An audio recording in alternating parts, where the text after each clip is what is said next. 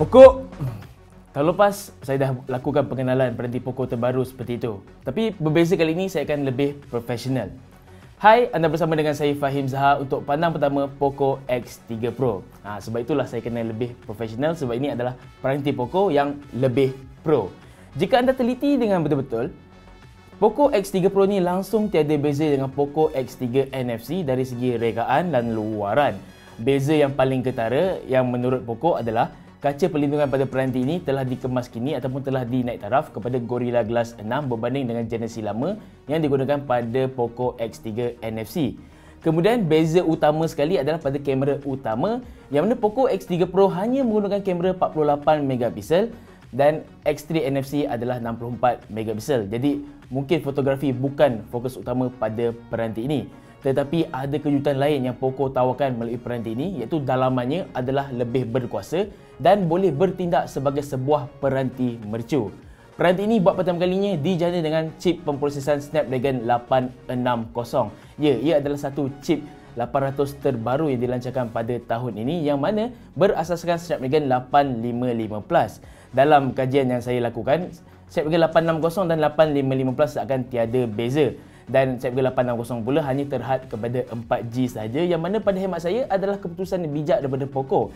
Yalah, di Malaysia pun masih tiada lagi sokongan 5G dan menggunakan chip pemprosesan peranti mercu 2 tahun lepas, masih lagi menggunakan modem 4G. Peranti ini mungkin tiada masalah untuk dijual pada harga mampu milik. Dan dengan mengitar semula badan dan juga rekaan peranti yang lama, Poco juga boleh jimat dan boleh menjual peranti ini agar ia boleh dibeli oleh semua orang.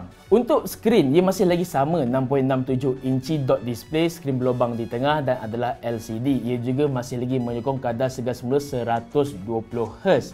Dan pada unit saya ini adalah berwarna frost blue yang agak cantik warnanya, nampak sedikit lebih elegan dan minimalistik dan ada penjenamaan Poco yang agak besar jika anda ingin tunjuk kepada semua orang yang anda sedang menggunakan peranti Poco. Skrin juga boleh memaparkan kandungan HDR10 tanpa sebarang masalah dan persoalannya, adakah Snapdragon 860 cukup bagus untuk peranti ini? Dalam ujian awal, apabila saya menggunakan peranti ini untuk bermain permuah Asphalt 9 dalam masa beberapa jam, dengan bateri yang penuh, ia boleh turun sehingga 44% ataupun sekitar separuh selepas beberapa jam bermain permuah tanpa henti. Dan peranti juga tidak memanas sehingga anda tidak boleh pegang. Sebaliknya, ia hanya suam saja dan masih lagi boleh dipegang dan bermain tanpa sebarang masalah. Jadi, untuk siapakah Poco X3 Pro ini? Dengan badan yang lama, kelihatan seperti peranti yang murah ataupun mampu milik, tetapi dalaman yang berprestasi tinggi. Jangan anda sangkakan Snapdragon 860 yang berasaskan chip peranti mercu 2 tahun lepas tidak berkuasa dan tidak boleh digunakan pada tahun ini. Kerana Poco telah membuktikan pada peranti ini dan Snapdragon 860 terbukti berkuasa dengan skor AnTuTu pun hampir 500,000. Ini adalah satu peranti yang mungkin akan memuaskan hati semua orang. Mungkin 2 tahun lepas anda tidak berpeluang mencuba peranti dengan kuasa seperti ini dan ini adalah peluang anda untuk mencubanya dengan lebih murah. Poco juga telah mencipta satu kategori baru ataupun boleh dikatakan satu kategori barulah untuk peranti seperti ini kerana ia adalah peranti kelas pertengahan. Tapi chipnya adalah chip peranti mercu 2 tahun lepas. Ini akan membuatkan orang keliru sama ada ingin milih peranti yang berkuasa ataupun peranti kelas pertengahan premium yang ada banyak ciri dan fungsi dan memfokuskan kepada rekaan. Misalnya Redmi Note 10 Pro.